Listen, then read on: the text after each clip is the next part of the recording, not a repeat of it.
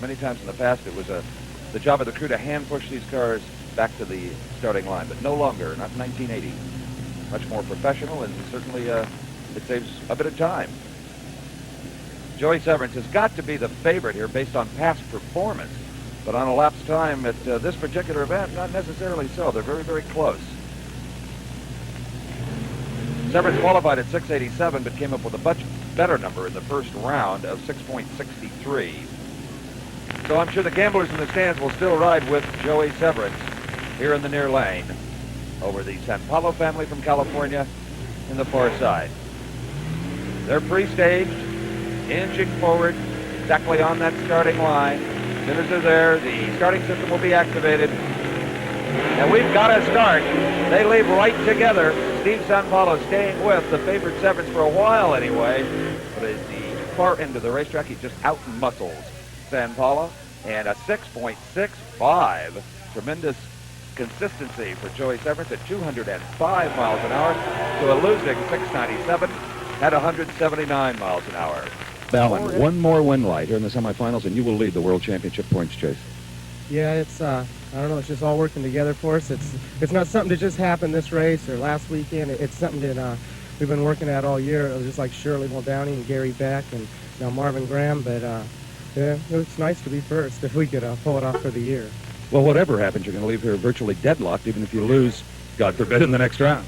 I know. It was a good feeling to see Gary lose and, you know, us go on to another round.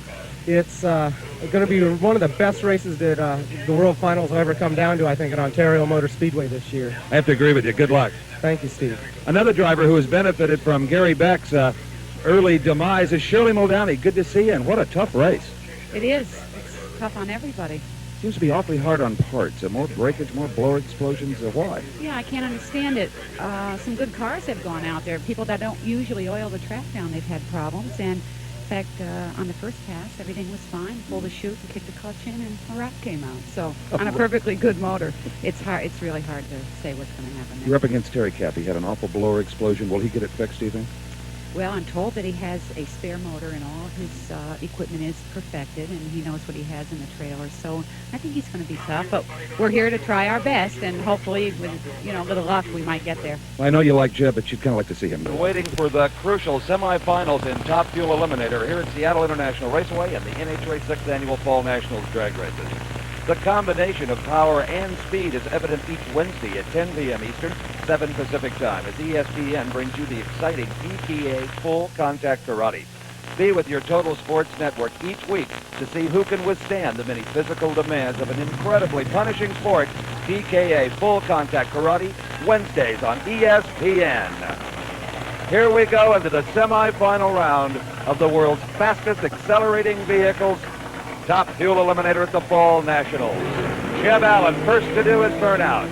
A win light here means Jeb Allen commands the World Championship points chase. That's on his mind, but certainly most important is winning some $20,000 here with the Fall Nationals title. Now he is up against the quickest driver of this entire event from Oklahoma City, Marvin Graham.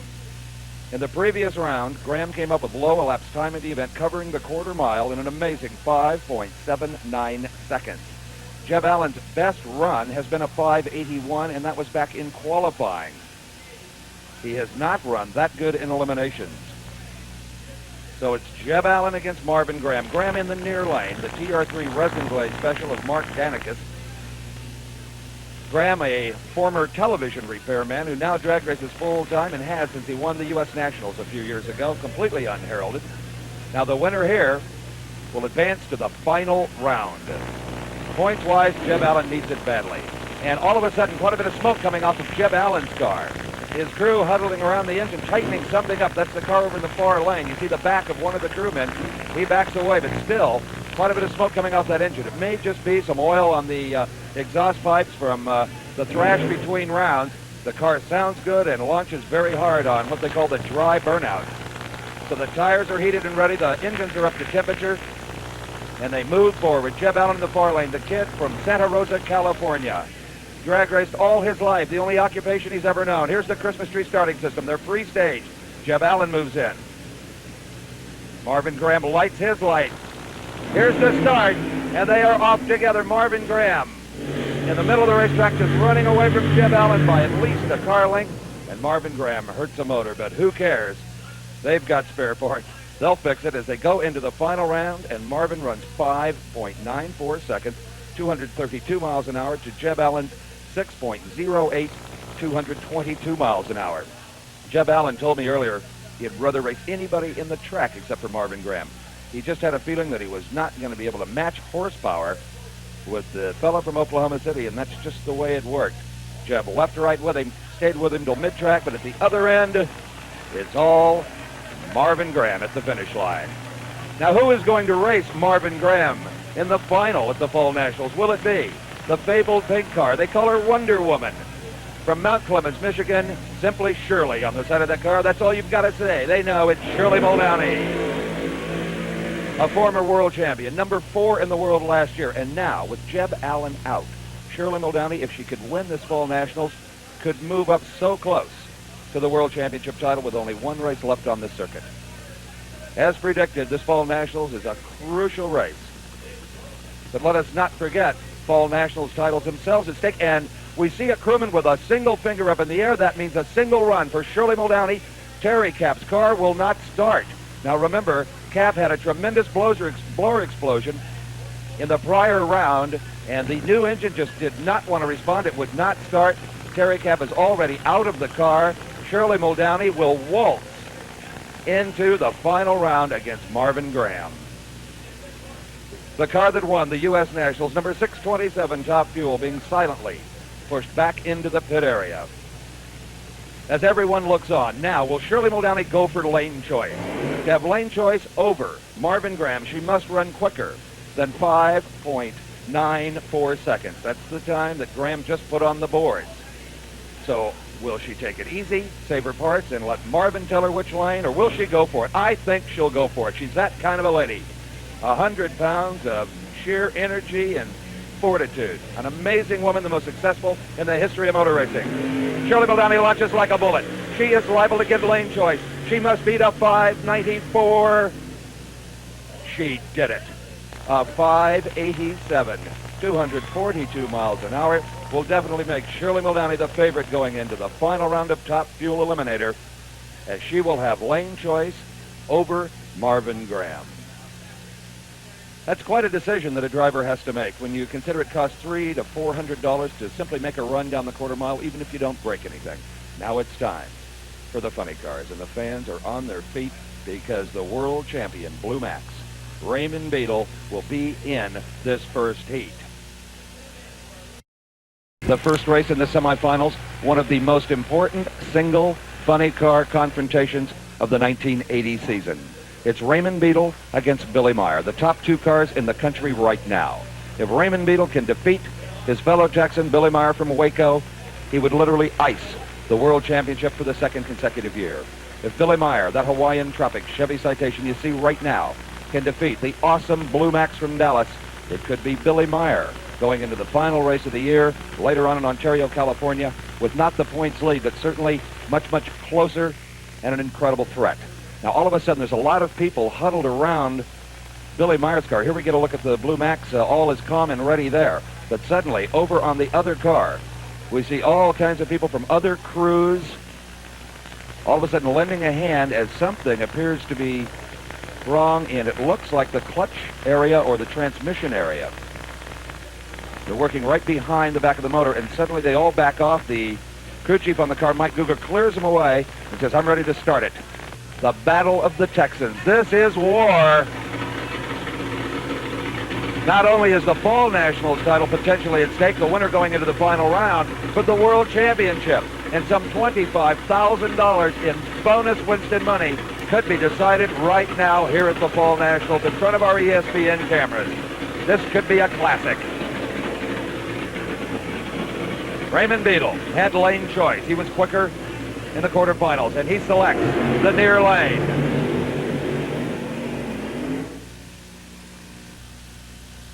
The Blue Max, Godzilla on a leash. They have got more horsepower than any other drag racer in the United States, but sometimes horsepower is not the answer. You've got to put it properly to the racetrack. Too much power, you smoke the tires, lose traction, and you're out. Too little power, obviously, the other man runs away from you. It's that critical balance and keeping it all together for 1,320 feet. The Blue Max has an arsenal in their trailer. 4 spare engines ready and waiting at any time. But you like to stay with a tried and proven mount. Billy Meyer, he's also got a big 18-wheeler, and there's plenty of spare bullets to put in that Chevy Citation if he needs them. If he should blow a motor, there'll be no problem finding another one for the final round. The World Championship, for all intents and purposes, at stake here right now, not to mention a final round berth for the Fall Nationals title. So let's call it $45,000 in 6 seconds. Meyer in the far lane. Much the junior of 36-year-old Raymond Beadle here in the tower lane, a quiet, soft-walking, soft-talking Texan. Brilliant businessman. Number 1 in the world. The first man to dethrone Don Prudhomme in 4 years. They're ready, and they leave right together. Billy Meyer with the wheels in the air. Raymond Beadle's car shakes violently. It could be Billy Meyer. No, it is Raymond Beadle. In a cloud of smoke, it is Raymond Beadle with the second best time of this entire event. The best elapsed time in elimination, 6.01 seconds, almost in the fives. Top speed of the entire Fall Nationals, 243 miles an hour. Look at them twist and shake as they leave the starting line. Billy Meyer, a full car length out, the front wheels up in the air. Meyer does a beautiful driving job, lets it down gently. Here comes that Godzilla-like horsepower we talked about before as the Blue Max powers around to 6:01, 243 miles an hour, and goes into the final round. Will it be this man, Don the Snake Prudhomme, 4-time world champion? He feels he has been humiliated a little bit by Raymond Beadle, coming out taking his title away last year, and maybe do it again this year, probably already has. The Snake wants Beadle bad here in Seattle. The Snake with an aggressive burnout, pedal to the metal. And he's up against a savvy driver, Dale Armstrong of Torrance, California, the speed racer car, based in Pennsylvania. Armstrong has won 12 national events, but never in a pro category, formerly in pro comp. This is first season with nitro in the tank. Prudhomme with lane choice, as Beadle did, favors the near lane. Prudhomme will have to run at least 6 seconds flat to get lane choice. What a task.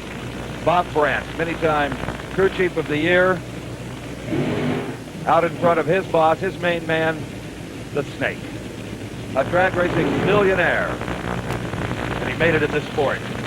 A kid that grew up the son of a car painter in the San Fernando Valley of California, started drag racing at 19, and a legend in this sport. He's known all over the world, and hopes to someday try his hand at the Indianapolis Motor Speedway. Dale Armstrong in the right-hand lane. These guys about the same age. As far as driving experience is concerned, pretty equal. But in funny cars, no one rivals the Snake for sheer track savvy. Prudhomme holds the national record at 5.92 seconds. He needs a 5 right now to get lane choice over Raymond Beadle in the Blue Max, if indeed they meet in the final. The pre-stage is on. That tells Prudhomme he's only a foot away. Same for Dale Armstrong. They're staged. They're ready. The flash of the... And Prudhomme breaks right on the starting line. Don Prudhomme doesn't even leave the line. It is Dale Armstrong. A little bit of piston smoke, but he won't care. His first ever final round in AA funny car competition. 6:41 at 201 miles an hour as Don Prudhomme crawls out of that car. Apparently there was no oil pressure. We'll try to find out from the Snake. He knew that something was wrong with the car. He staged it, hoping that possibly Armstrong would red light. Maybe he would cross the center line. Don Prudhomme never, ever hit the pedal. You see the lights come down, and the Snake just gives it a little effort to maybe fake out Armstrong. Armstrong doesn't make any mistakes. Stays in his own lane to a slow 6:41 at 2:01. Now he does. He has to parachute out very, very early. So that elapsed time is deceptive. There's Prudhomme, one of the most intense athletes in sports. And he is disappointed. I talked to him a little earlier, and he really felt that everything went right. He had this Fall National Raceway. And the NHRA Fall Nationals will be seeing pro stocks in just a moment. The very latest scores, highlights, interviews, and all the news from the world of sports is brought to you throughout the day on ESPN's Sports Center. Our pro stockers already on the line. Here in the tower lane, is the man who very likely will win the World Championship. He's ahead on points over Bob Glidden, who's had a stranglehold on it for 4 years. That's Lee Shepard in the near lane. In the far lane is the defending champion of the Fall Nationals. From Chautauqua Borough, New Jersey, Frank Iaconio, a lightning quick driver off the line. And he'll need good reflexes as he's just a little off the pace being set by Shepard here in the tar lane. It is Iaconio with a huge hole shot, but then something breaks, and Lee Shepard goes into a final round again.